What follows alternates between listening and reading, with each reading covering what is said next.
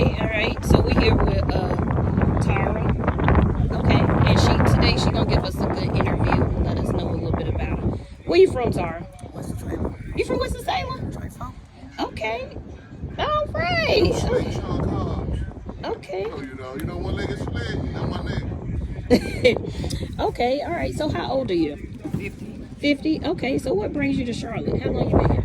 I've been 8 years, and me and my husband moved here with my brother and his wife. Okay, y'all moved here. Okay, 8 years ago. Okay.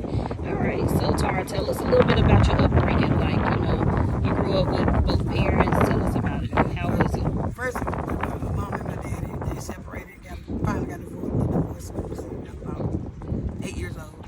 Mm-hmm. Well, back in my day, stern parents, spare the rod to water child. Oh, yeah, so whoopings. Yes, I didn't get my first whooping time. I was 8 years old. Okay, so you was a good child. I was. Just You my what? grandma wouldn't let my mom whoop me. Oh, okay. All right. So you said you grew up in basically a two-parent household. Yeah. Okay. All right. So now you are out here on Bairdesville Road. What from there to now? What landed you where you are now? Life happened. Life. Yeah, life happened. I had 13 years clean. And, but first, me and my husband got married here in Charlotte. Okay. We've been separated for about 7 years. And life just showed up, and I started back using it. So all right, let's go back. So you have kids? One. You got one? You got a girl or boy? No boy, he'll be 30 September 28th. You don't look like you got 30. Okay, all right. So is he here in Charlotte? No, he stays in Listen. Okay, he in Listen. Okay, so go back. Tell us about the first time you started. You picked up drugs and what it was. I was 19. I smoked both sides. That is putting crack in the cigar, just tobacco. Okay. And who gave you that first boo-fi? What do you? I can't. My friend girl. Your friend girl? Yeah. Okay. Well, so she was smoking it already before.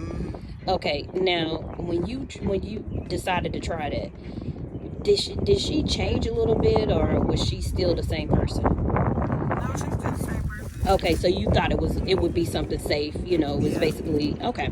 All right, so that's how you started. You was just smoking that, Yeah. and then drinking 22 Budweisers. Okay, and how old were you again at that? At that time, I was 20. You was 20. 19 or 20. You was 19 or 20.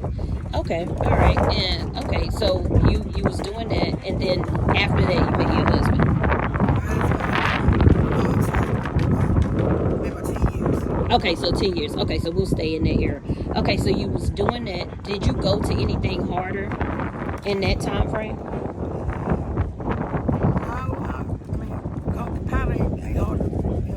Yeah, so you just stayed in that, doing that. I was selling dope and stuff. Man, wake your soft ass up. I was selling dope, and that's when my friend girl, that's when we got together. Okay. And I tried it. Oh, okay. Okay, so you was selling it, and she told you about it, and then you tried it. Okay, all right, so now I get it. Okay, all right, cool. So, okay, then you just continue to do that, and then were you working? Were you functioning? No, I was just selling drugs. You were just selling drugs. Okay, you didn't have a job.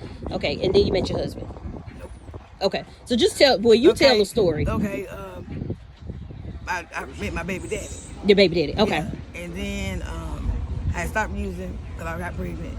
And then I was breastfeeding, so I didn't use it anymore. But once my son turned 1, and I took him off from breastfeeding, that's when I started back using again. And that progress is using on the stem. Using on the stem. Okay. All right. So it's basically the same thing. It's just on the stem now, not in the cigarette form. Right. Okay. All right. So is it a different feeling on the stem than it is in the? No, it's the same thing. This is like somebody do powder. They ain't no better than me smoking crack. I think that powder is worse because that's the rawest form. Exactly. You know what I'm saying? And so then let me see.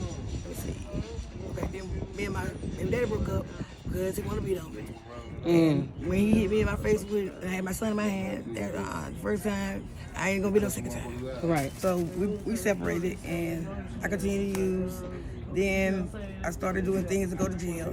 So then I went to prison. My son was gonna stay with my mom. When I came out of jail, out of prison, my mom, here you go. straightforward. Here you go this thing. And I started going to meetings, and that's how I got 13 years clean. Okay. Then I was going over 12 years. I was going on my 13 years, and then I started using again. That's when life showed up again, and I made a conscious choice to use again.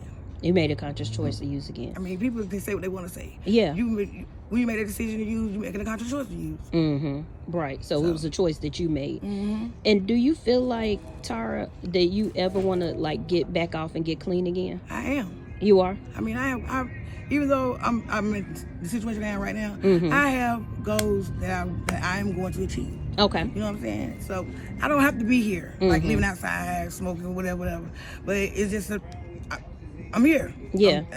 I mean, but I ain't gonna stop until I'm ready to stop. Okay. And exactly. It's gonna be sooner than later because I got goals that I'm gonna achieve. Okay, so tell us about some of the goals that you want to achieve. Well, I'm gonna finish school. Okay. I have another year and a half to have my bachelor's in psychology.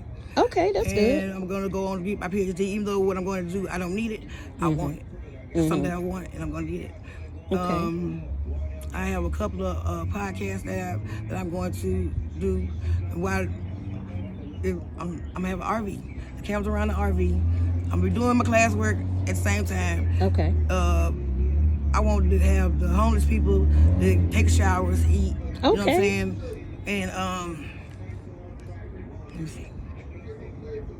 I'm gonna just tell you two of the podcasts. Okay. You can't make this shit up. Okay. I mean, there's a lot of stuff be going on. People saying you can't make this shit up. You can't. Neither can you make me understand that shit. Tell you what, Yeah. I'm gonna shoot two out there, but they copyrighted, so I don't care who try and copy it. Right. Those are two I will ideas. sue your ass.